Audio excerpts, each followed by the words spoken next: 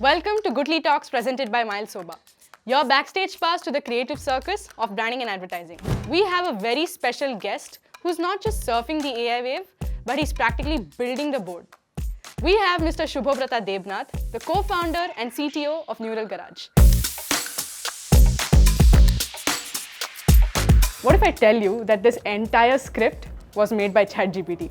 Would you still sit for the interview or would you call it unoriginal? I think I would still sit for it, but I would wish that if instead of me, my avatar could have taken the interview. As an advertising student, one thing that I want to know is AI a boon or a bane to the advertising industry? AI, even if let's say there's a particular job which AI replaces, the controller of these kind of jobs would be humans again. So the ultimate benefit would be to humans. Although we are predicting that AI will pick up, but I don't think we should completely depend on natural outreach. We should also take some steps so that we can help in shaping the future. Do you think it will become the new doctors and engineers or lawyers of the profession? Well, I think there would be some level of dilution in the market where there would be AI influences as well. I think at the end of the day, everyone benefits from it. So what is Guthli to you? After you've become a tree, you have certain limitations. You've already taken a structure. When you're a seed, when you're at a Guthli stage, that enables you to take any form that you want.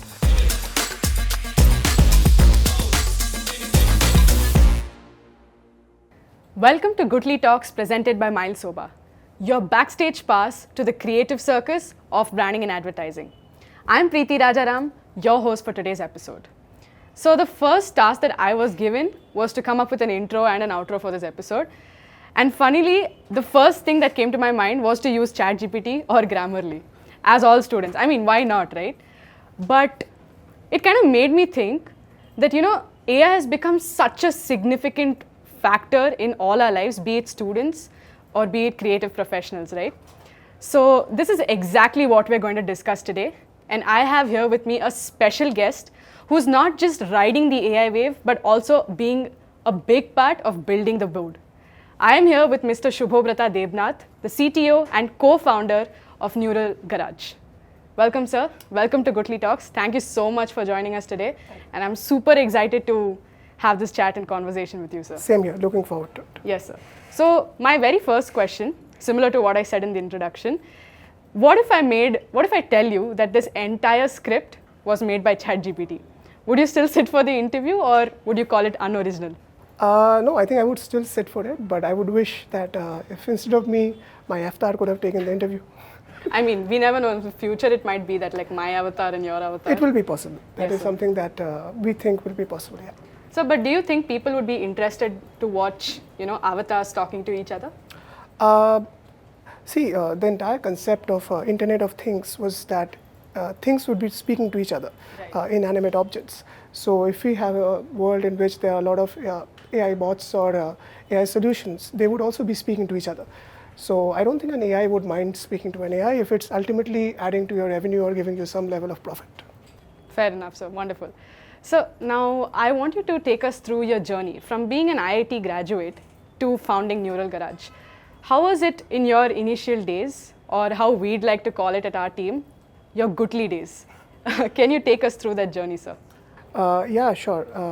After we passed out, essentially, that time AI applications were very new. Especially in India, there were Right. very less applications that you would found.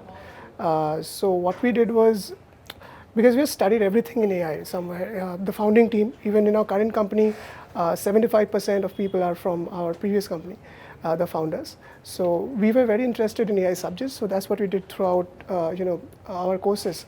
And after that, we really wanted to do something using AI, Okay. which would definitely contribute to something. The first thing that we chose was facial recognition, where we wanted to stop burglary, we wanted to stop theft using facial recognition as a service. We didn't find a market that time in India, so we primarily opened the company in US because in India the labor is a little cheaper. That's why you see a lot of people in Big Bazaar minding whether people are stealing or not, but it Right, was sir. not the case in US. Okay. Even now, because it's very expensive, so you would have generally one shopkeeper who mans the entire shop. There's a lot of shoplifting as well. So that was the first solution which we built. This is in the US, sir? The company was in US, but we Okay. used to work out of India. I see. And after that, I think in about a year of operations, we didn't really have a team. It was just the founders. We sold the company to a US-based firm, They had everything except the research, which we had built, so they acquired us for that. After that, we ended up working for them, and we spent about 5 years there working in their research. After that, one of our co-founders actually loves to consume Korean content. Okay. And one of the prime reasons that we started Neural Garage was because of this obsession that he had with consuming Korean content. And then, yeah, I mean, that is the story that we had. I see. Okay, so you mentioned like facial recognition was, burglary and all of that. Yeah. That was not something very much in India, or you couldn't catch it, right? But now, is there like a potential for it? And do you think, like, for example, as a graduate, I'm a 21-year-old. If I want to start a company like that, will I prosper, or do I have a chance to prosper? No, so I think at present it is much more easier, primarily because when an entire community of engineers, researchers are building something, it becomes a little easier because you can learn from their problems. And at present, the startup ecosystem in India is very vibrant. There's a lot of help from the government itself. There are a lot of initiatives where we are educated on various fronts. And even the community has become much more vibrant. Earlier, the main hub used to be Silicon Valley, and I think that is right now, it's there in Pune, it's there in Bangalore, it's there in Hyderabad. Yeah, it's really emerging up in India. Okay. So now, as an advertising student, as all of us are advertising students, one thing that I want to know is AI a boon or a bane to the advertising industry as an advertising graduate? And secondly, a follow-up question to that. Should I look for jobs like, selling pani puri on tapris like on the road, or will that also be taken over by AI? Look, this is a very interesting question. Right. And I have had this question from, all type of industries. It's not Fair just enough. advertising, it's been Right. media, other places as well. But I don't think that's required. Okay. Very honestly, let's look at an older subject, like my last company, facial recognition, right? So facial recognition was something which humans cannot do as well or at scale compared to an AI. AI can recognize million faces a second, which Right. obviously we can't do. Right. But we never saw that as a competition. Okay. The only reason why generative AI is being seen as a competition is because it is matching human level answers to some extent. Right. But that doesn't mean that humans have to be out of the loop. We will be the enablers or the controllers. People from the creative and the media industry and the advertising industry who will use these technologies to scale themselves up. Right. AI, even if let's say there's a particular job which AI replaces, the controller of these kind of jobs would be humans again. So the ultimate benefit would be to humans. So I don't think anyone would be replaced. They would transform, maybe the kind of jobs or the nature would transform. Agreed, sir, 100%. But another question to that is, a lot of creative professionals claim that, AI cannot replace their jobs. For example, when it comes to strategizing, those kind of job areas, right? Do you think that is true, or if I have to put it this way, it's just their insecurity speaking? I think there have been two things in AI. One is there has been a level of ignorance towards the recent developments that have happened, Okay. and the second part is that it has been upselled also in certain cases, Right. because of which it has earned a bad name. But it can definitely help in strategizing, because if you're learning from, let's say, data, so strategizing is kind of an extrapolation of data. So definitely AI can learn. It can at least serve you a base or help you with the whatever areas you're missing now. But having said that, at present stage, I think it can help in strategizing. But in the future, there would be cases where an AI might strategize better than you. Right, so I think the smart thing for us to do would probably not compete with it, but rather make it our friend and, do a better job. Yeah, absolutely. The Right. technologists, even like us, we are creating things for other industries. Right. Computer, when I was a kid, that time computer as a subject was kind of emerging. And even now, if you look at AI like that, it is not itself a subject, it is kind of something which helps other subjects. Fair enough. So it should be looked at like a friend, not an enemy. Now, sir, if you have to explain AI to a 10-year-old today, Gen Alpha, if I have to put it that way, in let's say about 3 sentences, how would you cover it up for them? I would say that at present, AI is kind of an amalgamation of data, which is kind of knowledge, and talent, which becomes models. Essentially, whatever AI models that we see in the real world, they would have a combination of this. So for example, if there's a very intelligent student, right, that means that it is synonymous to a very complex model. But again, it's not just intelligence, you need knowledge as well. You need to study, you need to learn different stuff. That is where data plays the role. So this would be my explanation. Okay, so as a 10-year-old, if I have to use AI, like, how can I use it and how can I make it interesting for me? 10-year-olds, like, Even for me, to be honest, it's a little hard to understand. So for a 10-year-old, how would you explain it? You can think of it as, like I said, for a 10-year-old, in today's world, it would be easier to start with an app. That would be a more practical process where, because when we started, it was just, let's say, Google search. Now you would have an option like a Perplexity, you would have a ChatGPT. So I think when they start without having any previous baggage of their own, so they would have all these different paths available. And the exposure to AI, I think it's already there. And as social media and apps penetrate into the real world, I think the applications and all would increase as well. Right, sir. So to ask this as a follow-up question to what what you just said, sir. Now we're all students of Miles School of Branding and Advertising, and why this institute was started was because there was no institute out there, like educational institution, that solely promotes branding and advertising, or especially to the youth. And in India, there was nothing like that before Miles SoBA came into the picture, right? So the best way to reach students or like 10-year-olds would be definitely apps, like you said, and social media. But apart from that, do you think, sir, if we create or if we start an institution as such, an educational institution, would that be the best way to familiarize students with AI and everything about it, or regardless would it pick up? And do you think parents would send their students to such schools? No, I would answer the last question first. Parents definitely would. I would send my son and daughter definitely to such a school. But again, although we are predicting that AI will pick up, but I don't think we should, completely depend on natural outreach. We should also take some steps so that we can help in shaping the future. So definitely, I would be interested in this school, and I think when you start from the education itself, then you have a lot of leeway in teaching people exactly how this technology would benefit other worlds. For example, let's say advertising in this case. So essentially, when you're, let's say, at an intersection of 25, 30 kind of, so you have accumulated all the knowledge that you could. So you have some things in your arsenal that you could now use to help the world. But again, all that depends on how your education was shaped up.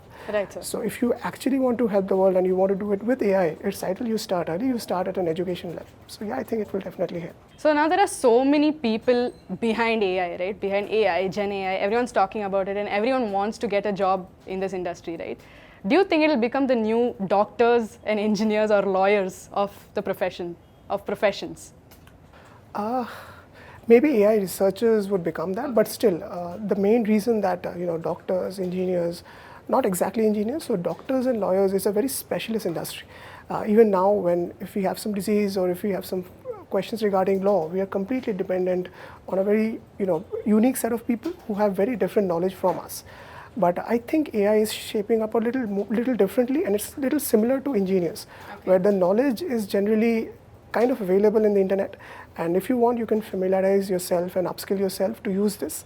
So I would see engineers be a little more synonymous with AI people there. Yes, sir. So that's like particular to being an engineer or being a doctor, right? But as we all are aware, in Indian households, the most celebrated professions are being engineers or being doctors. So my question is, will getting a job in this industry become that for an Indian household? I don't think immediately it would. Right, it would take time to pick up. I've not seen parents be very excited regarding AI because children are kind of discovering what AI is, and because the things which generally make news are generally very good or very bad. So maybe our parents are exposed to only certain extremes. Right. So maybe after some time, yes. Okay, sir. Looking forward to that. So now coming to Neural Garage, a question. This is a personal question, like what I was thinking of asking you. Do you think Neural Garage will create a commercial film, like a Bollywood film with all that funda and all of that? Do you think Neural Garage, probably 5-6 years down the line, will it be like the pioneer for AI commercial films? See, one of the things that we created Neural Garage for, we are not exactly replacing anybody. Okay. So we want the film to be produced or created the way it was. We want the actors there, we want the dubbing artists there, we want everyone there. Our job is kind of extending to what the film can do. Okay. If a Mission Impossible today releases in India, someone from Bihar can watch Tom Cruise visually speak in Bihari. Right. That makes Tom Cruise a global star. He already is. Correct. But maybe he can communicate better to his audience. Right, sir. Right. So yeah, that is what we are betting on.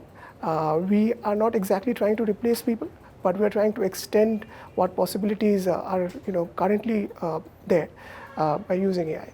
Yeah. Right, sir. Okay. And now we all know, not we all know, but Bollywood celebrities, they are almost out of the picture, or I'd rather say mostly out of the picture. And influencers have become the new thing, right? For brands, let's say brands and advertisers as such. Do you think they will also go out very soon and AI models, AI influencers will be the new thing? Well, I think there would be some level of dilution in the market where there would be AI influencers as well. But I think at the end of the day, everyone benefits from it. Right. For example, let's say even in Bollywood, there are certain people who are able to make themselves as influencer. For example, Ranveer Singh does it very well. Yes. Some people choose to stay away. For example, Ranbir Kapoor himself admitted he wants to stay away because he wants to limit access to him. So again, I think when it comes to influencers, they would stay. But again, certain people will make certain decisions. But again, yeah, AI influencers would be there, but I don't see influencers, it's still a growing market. Right. I mean, it's been only 5 years, I think the influencers thing has really Correct, blown sir. up, and it is still yet to reach its potential. Right, So, sir. yeah. Okay. And now, as an advertising enthusiast myself, and for all the advertising enthusiasts out there, let's say I just have a phone, nothing else, and yes, an internet connection, and I want to create a solid commercial ad. How do I do that? What are the AI tools I can use? Because like we discussed earlier, it's better if ad guys like us make AI our friend and not our competitor, right? So what are the AI tools I can use to create a solid ad? So it depends. So let's say that you just have a phone. You have now two options. One is that if you already have the things around you, you can already video shoot it. Then it depends on the theme. If you can do everything on the phone just with the recording, it's fine. There's another option that you have. You can download certain apps which allow you to generate videos directly from text. Now multiple of them are available. You can generate very high quality images also. For example, Flux is one solution. Then you can use things like Runway ML to create a video from that image. Okay. And you can use Visual Dub as well, which is our solution. Right, sir. Essentially, the way we think of it is that every video that you shoot has two limitations. One is it is only relevant to one section of audience, because if you are shooting something, let's say in Tamil, it won't be understandable to someone like me who speaks Hindi or Bengali. So that has a limitation of a location where it's being shot. Second is time. If I shoot an ad today, it loses relevance in February because festival is different, discounts are different, everything is different. Correct, sir. Right? You can use something like Visual Dub to reach these two barriers where you can change the messaging, you can change the language to something else, but retain the original quality of the ad at what it was shot at. Right, sir. So yeah, these two would be my suggestions. Right, sir. Awesome. So now coming to Guthli AdFest, sir. Yeah. So one of our categories is the best use of AI, partnered with Fab India, right? So as the member of, as a member of the jury panel, what is that one X factor that you're looking for in an entry, which would be like, oh my God, this is it that should win the Guthli AdFest for this category? What is it that you're looking for? So essentially, I'm very strongly in favor of a top-down approach, right? So I wouldn't want someone to start with an AI solution. I would want someone to start with a solution, and whenever AI was required, the best AI was selected in delivering that.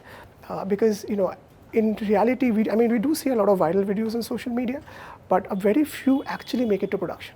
Okay. So I would actually be very happy if AI was needed there and then it was used, because then only you are allowing for scale in future work. Yeah. Okay, sir. We're super excited for the AI entries and all the other entries for Guthli AdFest. And continuing the topic of Guthli AdFest, sir, what is it about the AdFest that the vision of the AdFest, like we said, it's solely for students, and yeah, it's solely for them, right? So what vision of the AdFest did you align with, and what made you come on board as a member of the jury panel?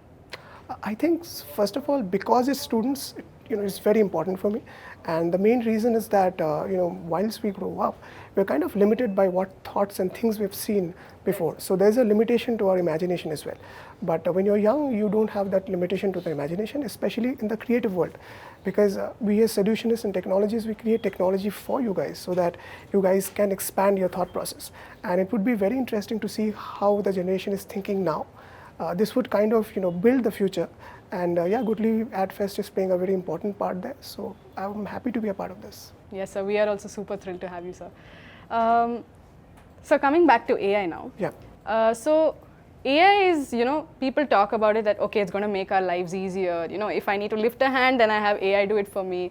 If I need some bartan ka dhona, wo sab, AI will take care of it for me, right?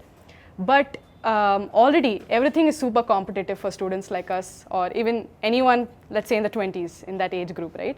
Will AI end up making things even more complicated for us? Let's say the job market, the competition, and also will we all run out of things to do? Like if AI does everything for us, will we run out of things to do?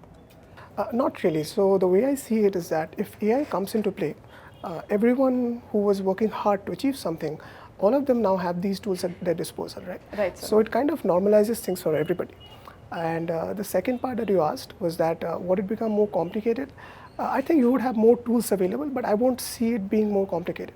For example, when social media came in, especially video media like YouTube, it added an entire stream of influencers and brand solutions which could play there. Right. So it, I think, added more jobs. It added more options for people, and they could express themselves in more different ways. So I think AI will also kind of enable that. Right, sir. I agree.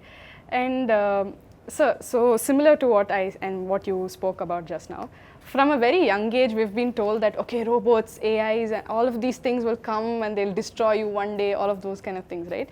So as conscious advertisers, how can we promote AI in a better way and, not talk about those big things that just come when, you'll die one day, that kind of a thing?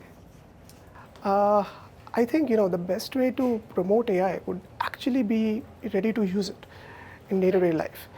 Because that is because there's an entire funnel. There are people who are building for AI, there are people who are investing in AI.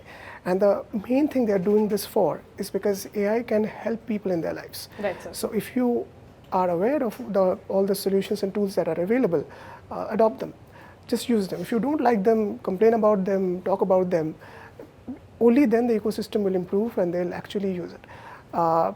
Promoting bad things about AI, that's something I've seen in the media, but I think that kind of gets averaged out because any new technology which comes, it comes with a lot of power, and they're good and bad to both things. Yeah. Yes, sir. So, sir, since we're talking about Guthli AdFest as well, so what is Guthli to you? What is it? I mean, we say it's an idea. It's the thing that you should start with that will enable you to become a beautiful tree, right? So what is Guthli to you? And just tell us about it. I think, after you become a tree, you have certain limitations. You've already taken a structure. When you're a seed, when you're at a Guthli stage, that enables you to take any form that you want. So that means you're free of any shackles, you're free to dream. So that is what Guthli is to me. It's independence to dream anywhere you want. Beautiful, sir. Superb.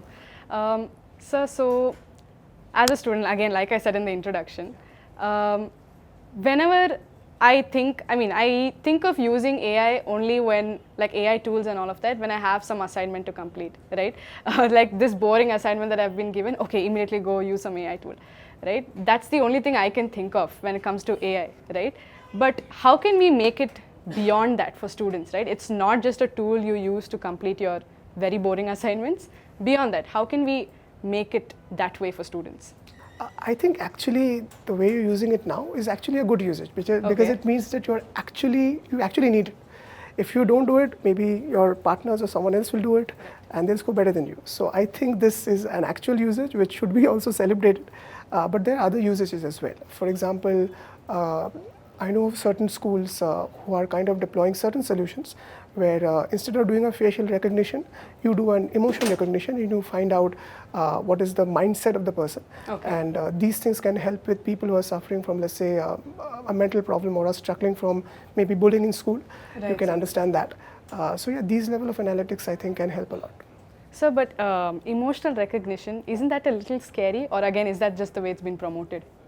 No, it's not. See, I think recognizing emotions is fine. I mean, we do it all the time. Right. But it's what you do with it later that is definitely should be controlled and monitored, which I think any technology is. When you do it in schools, then definitely you're able to track teachers do it automatically, right? But you have a level to which you can do it as a teacher. Right, sir. But if you deploy it as a solution, then definitely you could use it to do n number of things which helps the student. But again, if the usage is controlled, I think any technology can help. Right, sir. Awesome. Super. Yes, sir. I think that's about it from our end now. And we've pretty much covered whatever we wanted to ask you and, how much ever we could.